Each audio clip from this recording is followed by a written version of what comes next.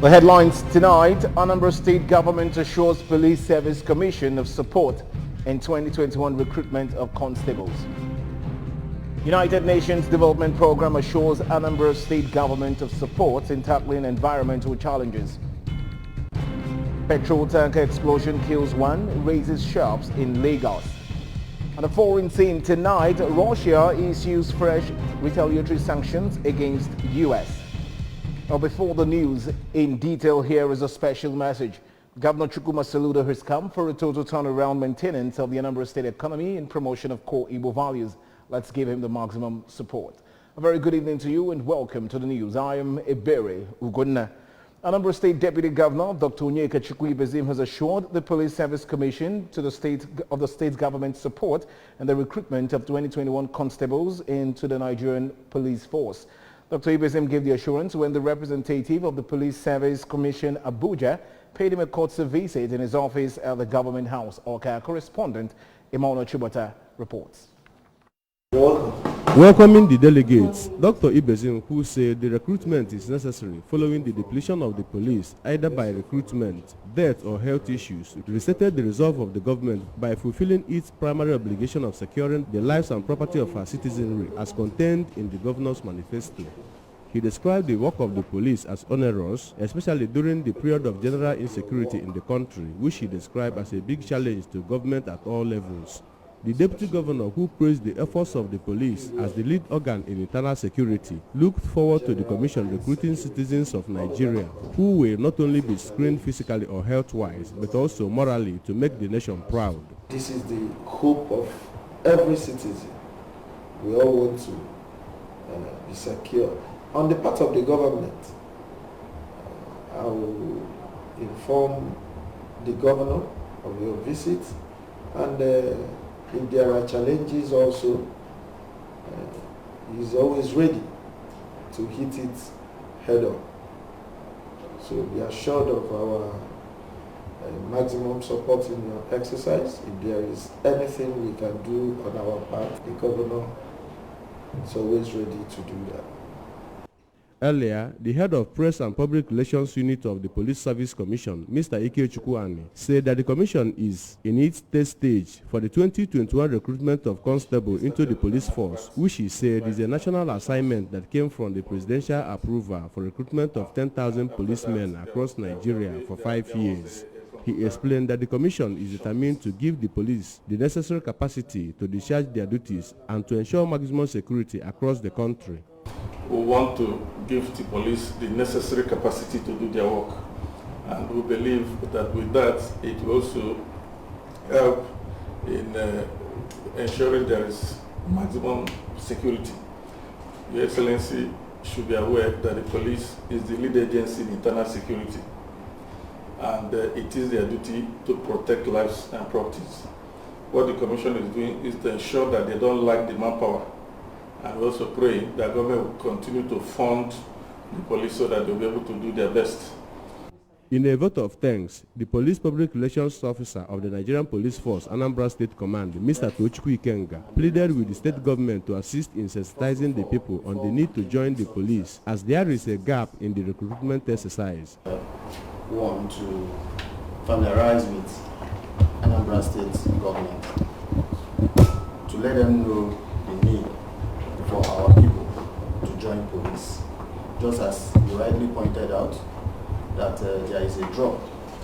It is not an open secret that the applicants that we have, some of them did not turn out.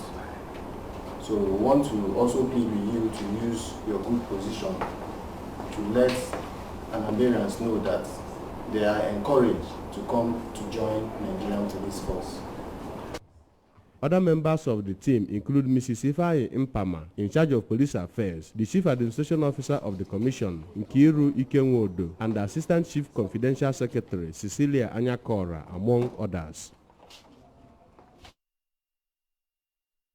Anambra State Deputy Governor Dr. Onyeka Chukwuibezim says Okpoko Urban Renewal Project is very remarkable to the state. Dr. Ibezim disclosed this when the team of the United Nations Development Program, UNDP, paid him a courtesy visit in Oka. Correspondent Emmanuel Chibata again reports.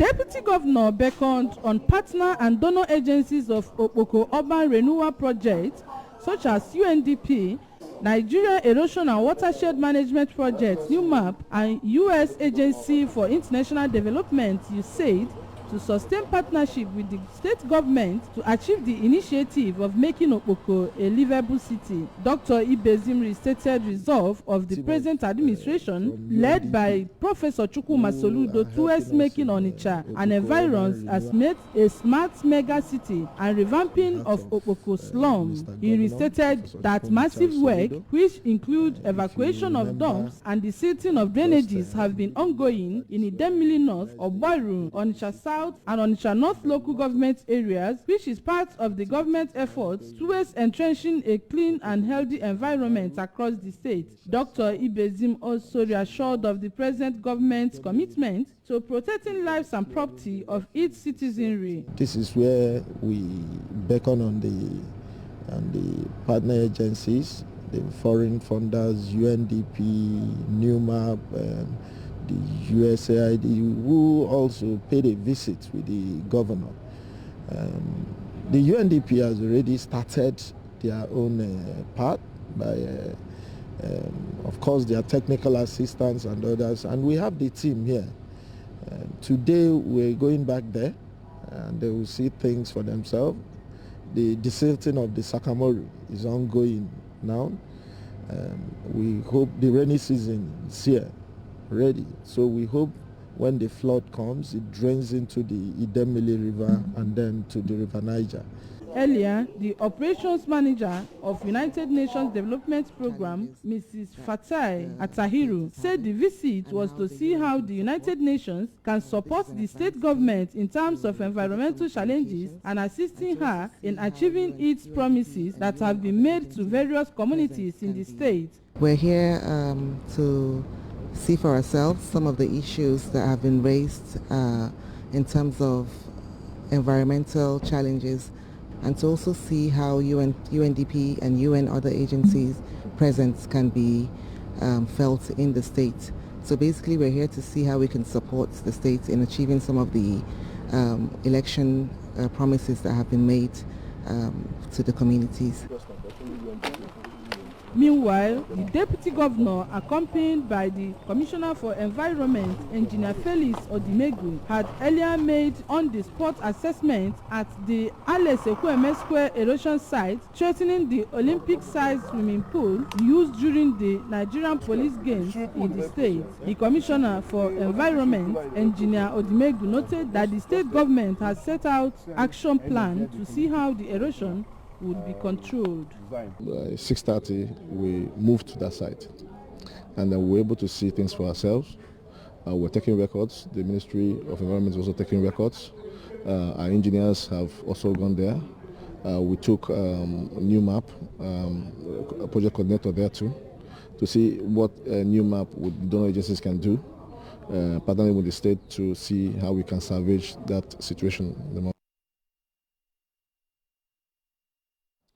Moving on, Anambra State Commissioner for Health, Dr. Afam Obidike, has disclosed that the state government, in partnership with the Global Fund, are to build an oxygen plant at Onitsha General Hospital. Dr. Obidike made this known after inspection of the hospital. Chibuza Okoye reports. Commissioner Obidike says that health is very critical to the Governor Chukwuma Soludo's administration, and that the visit was to enable him see what is on ground in the hospital and the deficiencies with a view to solving them, as has been directed by the Governor. The Anambra Health Commissioner revealed that the oxygen plant, which will be a massive one, is expected to serve Onitsha and its environs, and that is expectedly to be completed within 90 days, all geared towards giving Ndi Anambra affordable, effective and efficient healthcare service delivery that would be comparable with what obtained in the developed countries of the world. You know, our governor is an action man, and he's interested in the well-being of the poorest person in Anambra State. That is why, by God's grace, in no distant time, very short time, we are going to start the dialysis here, and we are going to start an endoscopic upper GI endoscopy or lower GI endoscopy, which is a very high procedure, but we will start it in the General Hospital Onitsha. to render these services to our people. We'll be doing it here at a very quality and a very cheap rate in order for Anambra, the poorest person of Anambra, to benefit. The Chief Medical Director of the hospital, Dr. Mercy Ebelechuku Anugu, who thanked the Commissioner for the visit, expressed joy that a new oxygen plant is about to be sited in the hospital, noting that the oxygen plant will help them to save more lives and render top-notch healthcare services to their patients. The assurance we're giving him is that we're going to put in our best, as we've been doing. We're going to work to the betterment of the generality of the Anambra people, and that our patients do not complain, and we're going to be professional about everything that pertains to their health. Nigerians have been urged to join hands with the government to tackle the increasing challenge of illicit drugs and substance abuse to stem the alarming rate of mental illness across the country. Speaking to journalists in Awka, the Anambra State Chairman of Nigerian Red Cross Society, Professor Peter Kachi, cautioned that illicit drugs and dependency among young people are harming the socio-economic life of the society and threatening the future of the country. Paul Ezoke reports.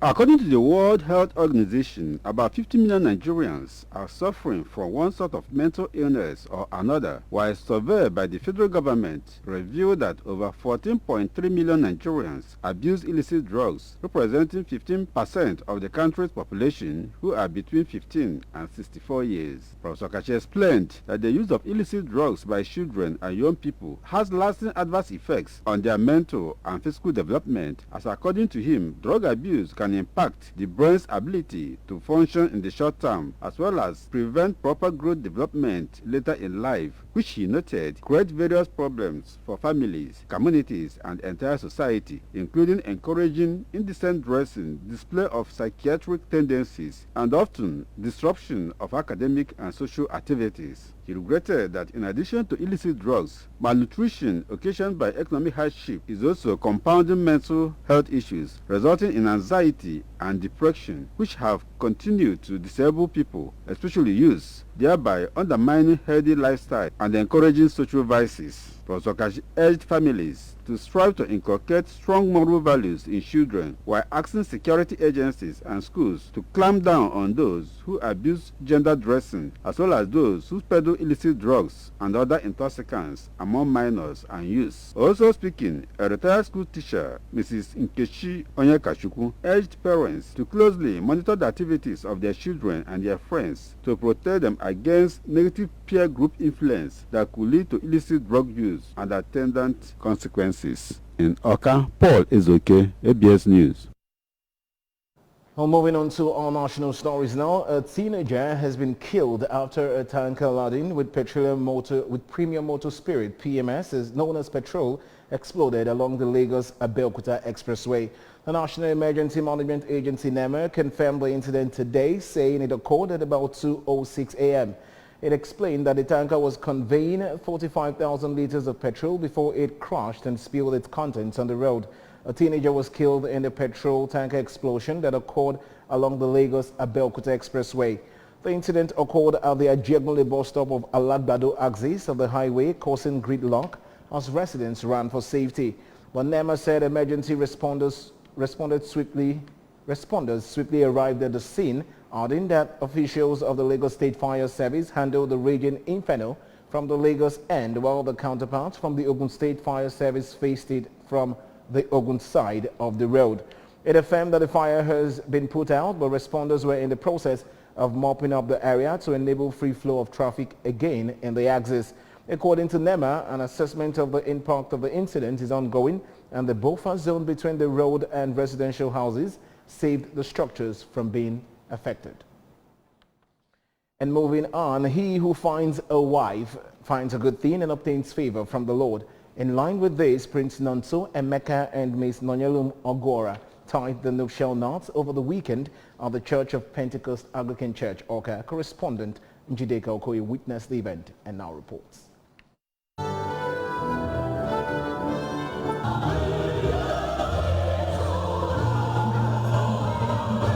What might have become a casual acquaintance metamorphosed into a lifelong relationship ignited by love and strengthened by the commitment of the two to become one. Friends and well-wishers came from far and near to witness the wedding ceremony officiated by the Archbishop Ecclesiastical Province of the Niger and the Bishop Anglican Diocese of Awka, Most Reverend Alexander Ibezim, assisted by a host of bishops. Performing the holy matrimony, Archbishop Ibezim prayed God to unite them in his love and give them peace, urging them to be faithful to the vows and covenants they made to each other. Eternal God, the creator and preserver of all mankind, send your blessings upon Nonye and the Manso, whom we bless in your name. Grant that they may ever live in perfect love and peace together, and live according to your will through Jesus Christ our Lord.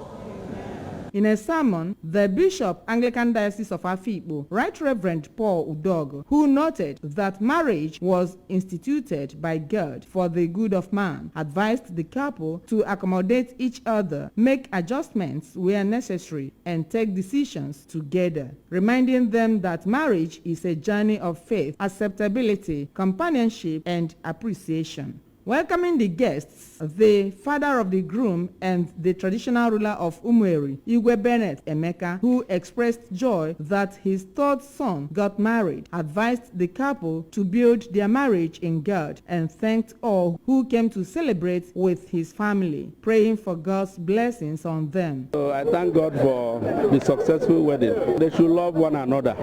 They should be obedient and respectful to one another. Paul, I am thanking them for finding time to honor us, and I'm also praying God that He will lead them safely to their various destinations in Jesus' name. While the mother of the groom, also the wife of the traditional ruler of Umueri, Lady Chinwe Emeka, thanked God for a successful wedding and prayed that they will live in peace. In their separate remarks, their in-law, Lolo Nkiru Nemo, Chief Afam Umade, and Chief Frank Ogugwa advised the couple to cherish each other and live in harmony, praying that they will live long in the fear of God. A reception held at the Stanel Dome, Awka, attracted who is who in the society, including both serving and former commissioners, senators, industrialists, Umueri Royal Cabinet, Executive of Nigeria Union of Journalists, NUJ, Anambra State Chapter, groups and associates, government functionaries, including Anambra State former Commissioner for Basic Education, Professor Kate Omenora, former Commissioner for Health, and the Chief Medical Director, Chukwuemeka Odumegwu Ojukwu University Teaching Hospital, Awka, Dr. Joe Akabike, Commissioner for Environment, Honorable Engineer Felix Odumegwu, Senator Uche Ekwunife, the Acting Managing Director, Anambra Broadcasting Service, ABS, Mr. Gabe Okbaleze, among others. The couple, Mr. and Mrs. Emeka, promised to love and cherish each other and expressed their profound gratitude to all who came to share in their joy. She's the love of my life, the only one that exists for me. I'm very, very, very, very, very excited, very happy to be with her for the rest of my life. I promise to love her, promise to honor her, promise to protect her, promise to serve her, and promise to provide for her as long as I live. Exchange of marital vow, cutting of the wedding cake, dance, as well as wining and dining formed the highlights of the event. In Awka, Njideka Okoye, ABS News. Well, moving on to the foreign scene now, Russia has issued fresh retaliatory sanctions, including travel bans on United States Vice President Kamala Harris, Facebook chief Mark Zuckerberg, the Premier of Ontario, Doug Ford, and Toronto's Mayor John Tory. The ranging list of 29 Americans and 61 Canadians released on Thursday includes several other members of the U.S. administration of President Joe Biden and Canadian President Justin Trudeau, as well as several prominent media figures. Russia's foreign ministry said the list comprised people responsible for the U.S. and Canada's Rusphobic policies following the Russian invasion of Ukraine, which started on February 24.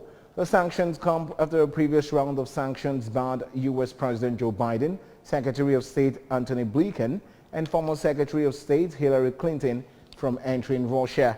Russia shared the new punitive action shortly after Biden announced the latest round of military aid to Ukraine, an additional $800 million that included more heavy artillery as well as tactical ghost drones. The remains of late Mrs. Ezinne Christiana Oduenyi has been laid to rest in her hometown, Ifitokozo, Oyeloku government area of Anambra State. The late Mrs. Ezinne Oduenyi, who died at the age of 66, was survived by children, grandchildren, in-laws and other relatives. Correspondent Faith Onyemoche reports. The funeral ceremony attracted friends, religious and sympathizers from within and outside the country who came to condole with the family and pay their last respects to the deceased. In his sermon during the funeral rites held in her honor at her compound, the vicar, St. Mark's Anglican Church, Ifitokozo, Reverend Nonso Okeke, who spoke on the vanity of life, said most people are busy accumulating wealth and losing the purpose of their lives. He admonished people to always leave good legacies behind, as they will be judged according to their stewardship on earth. Also speaking, Reverend Daniel Okeke described the deceased as a devout Christian who followed the teachings of Christ, stating that her commitment in the church earned her the prestigious honor Ezinne. Speaking to ABS in their separate interview, some of the children of the deceased, Engineer Uchenna Oduenyi and Chichi Oduenyi, said their mother raised them in the way of Christ, which helped in molding them into responsible adults. They pointed out that their mother was honest to a fault, stood on the truth at all times, and was a great lover of children, adding that they would honor her legacy by setting up a foundation that would cater for children, orphans and downtrodden in the society. My mom is a God-fearing woman. There are three things I will use to describe my mom. She's God-fearing, she's honest, and she loves children.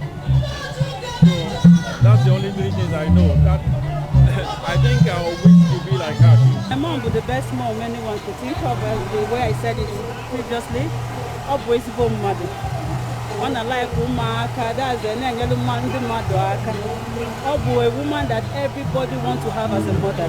In-laws, relatives and sympathizers, including Mrs. Uche Oduenyi, Mr. Obinna Nwabufo, Honorable Fidelia Onyachonam, Engineer Victor Aniekwena, among others, took turns to recount the good memories with Mama while praying for the peaceful repose of her soul.